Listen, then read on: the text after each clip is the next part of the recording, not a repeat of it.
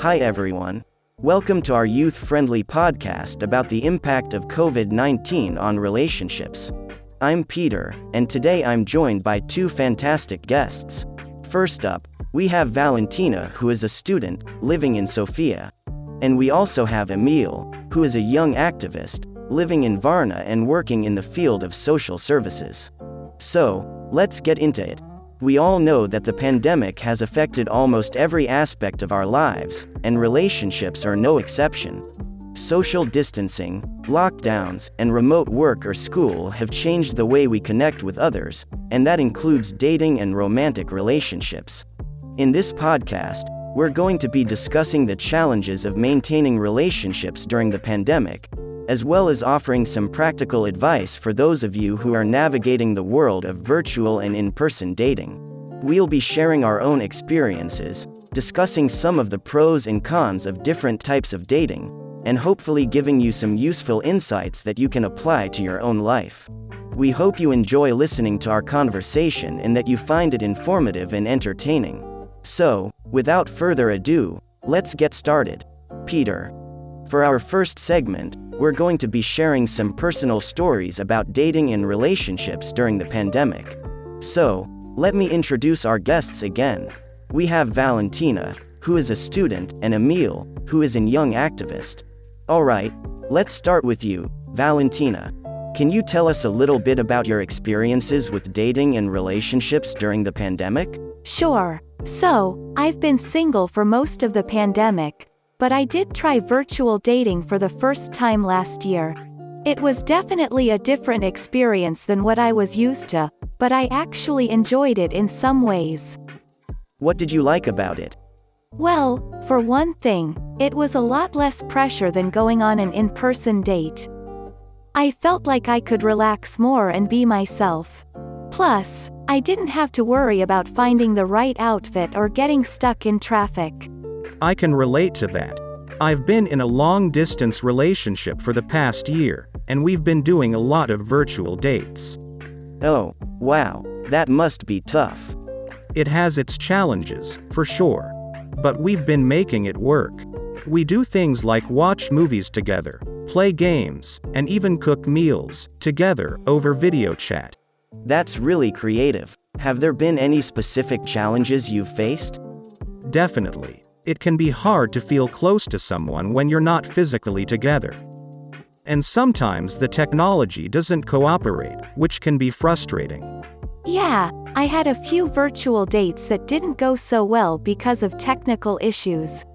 That's definitely one of the downsides of virtual dating. But let's switch gears a bit. Valentina, have you tried any in-person dates during the pandemic? I have, but it's definitely been a different experience. There's always that underlying worry about COVID-19, even if you're being careful. I agree. My partner and I have only seen each other in person a few times during the pandemic, and we've had to be really careful about it.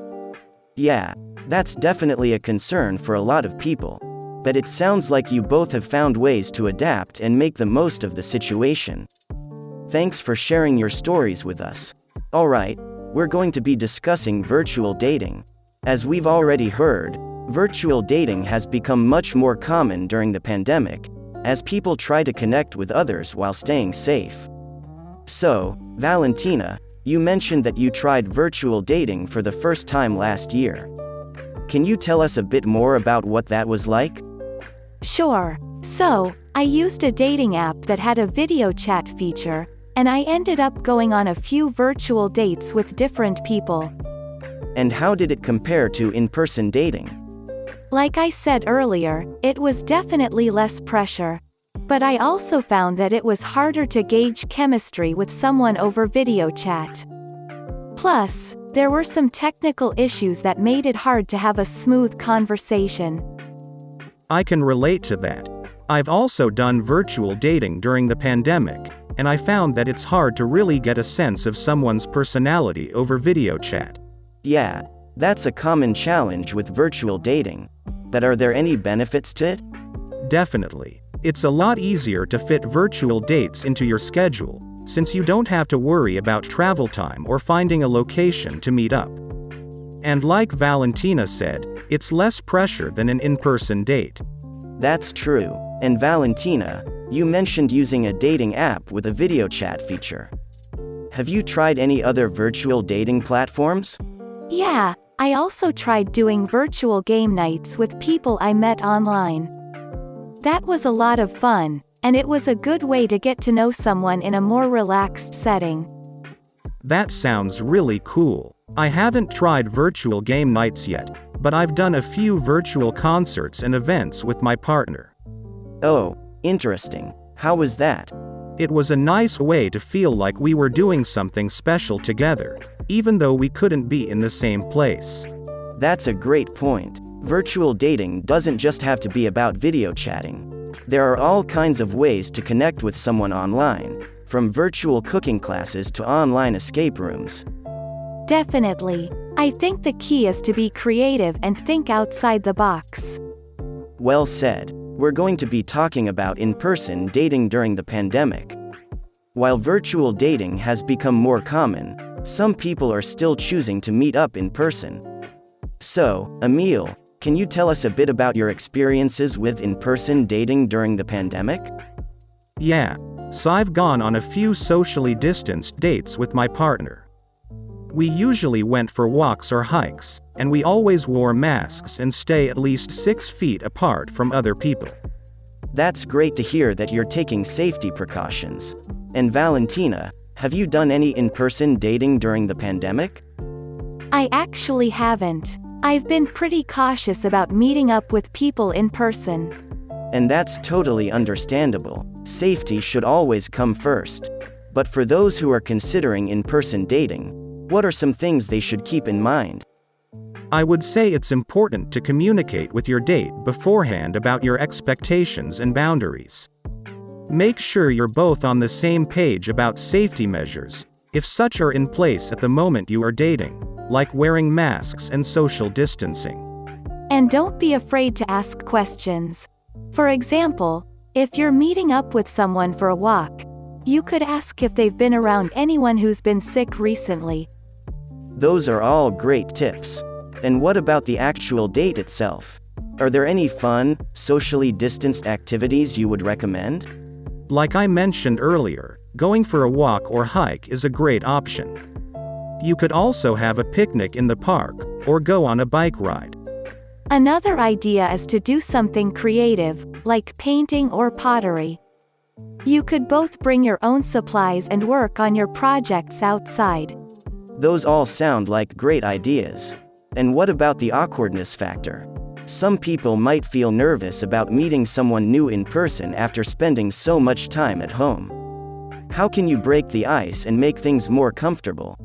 I think it's important to remember that everyone's feeling a little awkward right now. So, just be yourself and try to have fun. And if you're really nervous, you could suggest doing something that's more activity-based, like playing a game or doing a workout together. And don't forget to be kind to yourself. It's okay if the date doesn't go perfectly. We're all just doing the best we can right now. Absolutely. Well, we're almost out of time for this segment.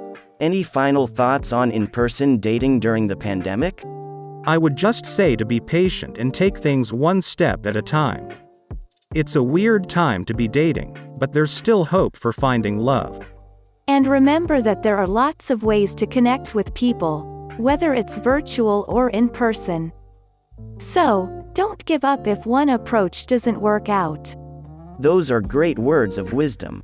This brings me to another topic, the future of dating and relationships post-pandemic. With vaccines rolling out and restrictions lifting, many people are wondering how dating will change in the months and years to come. Valentina, what do you think will be some of the biggest changes in dating and relationships after the pandemic? I think we're going to see a lot more people wanting to meet up in person and have more traditional dates. People have been cooped up inside for so long, and I think there's a real desire to connect with others face to face. That makes sense. And, do you think virtual dating will continue to be popular? I definitely think so. Virtual dating has opened up a whole new world of possibilities for people, who might not have had the time or resources to go on in-person dates. Plus, it's a great way to get to know someone without the pressure of meeting up in person right away. That's a great point. And what about the impact of the pandemic on long-term relationships and marriage? Valentina, do you think the pandemic has changed people's attitudes towards commitment? I think it's definitely made people more aware of what they want in a relationship.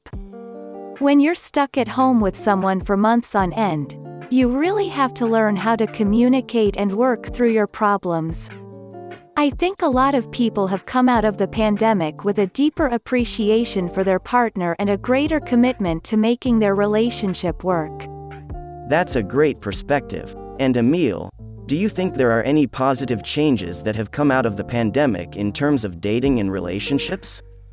I think one positive change is that people are being more intentional about their relationships. With so much uncertainty and fear in the world right now, people are really valuing their connections with others. They're putting more effort into maintaining their relationships, whether it's through virtual dates or socially distanced hangouts. That's a great point. And as we start to transition back to normal life, what advice would you give to people who are trying to navigate the dating scene?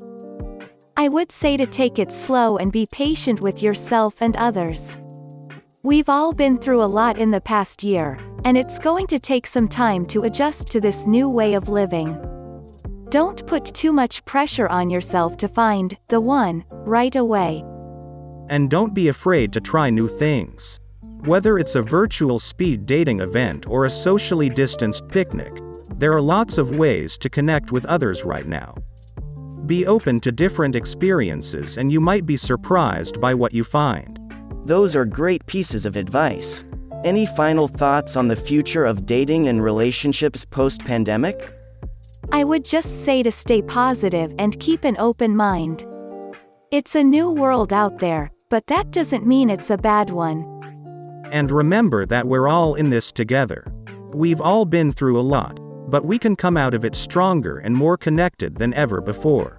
Those are beautiful words to end on. Thank you so much, Valentina and Emil, for joining us on this. And that's all the time we have for today's episode. We hope you enjoyed listening to our discussion on the impact of COVID-19 on relationships. It's been so great having Valentina and Emil with us today to share their insights and experiences. Thanks so much for having us. It's been a great conversation. Yeah, thank you. I hope our discussion has been helpful for listeners who might be struggling with their own relationships right now. Absolutely. And before we go, I wanted to ask each of you for some final thoughts or advice that you would give to our listeners who are navigating the dating world in the midst of a pandemic. I would say to remember that you're not alone. Everyone is going through this together, and it's okay to feel uncertain or overwhelmed. Don't be afraid to reach out to friends or family for support, and don't give up hope for finding a connection with someone special. And I would say to be kind to yourself and others. We're all doing the best we can in a really tough situation, and it's important to remember that everyone is going through their own challenges right now. So be patient, be understanding, and keep an open mind. Those are both great pieces of advice. And I would add that it's important to take care of yourself and prioritize your own well-being. Whether that means taking a break from dating for a while, or setting boundaries around your communication and socializing, make sure you're putting your own needs first. That's a great point. Self-care is so important, especially right now. And remember that we're all capable of finding love and connection, even in the midst of a pandemic. It might look a little different than we're used to, but it's still possible. Yes, absolutely. Well, thank you both again for joining us today, and thank you to our listeners for tuning in. We hope you found this episode helpful and informative. Thanks again for having us. Yeah, it's been a pleasure. And remember, no matter what you're going through, you're not alone. We'll get through this together. Thanks for listening and see you next time on Cheer Podcast. an initiative co-funded by Erasmus Plus with the goal of providing equal opportunities for young people who are struggling with mental health problems resulting from both civilization changes and the COVID-19 crisis. Our aim is to improve the well-being of young people, including their mental, physical, and social condition. We'd like to remind our listeners that the views expressed in this podcast are those of the authors and do not necessarily reflect the views of the European Commission. The European Commission's support for this podcast does not constitute an endorsement of its content, and the Commission cannot be held responsible for any use that may be made of the information contained herein. Throughout this series, we'll be discussing a range of topics related to mental health and well-being, featuring expert guests and personal stories from young people who have experienced mental health challenges firsthand. So, whether you're a young person struggling with your own mental health, a caregiver or supporter of someone who is, or simply interested in learning more about mental health and well-being, this podcast is for you. Join us as we explore the important issues surrounding mental health and work together towards a brighter future for young people. Thanks for listening to the Cheer Podcast.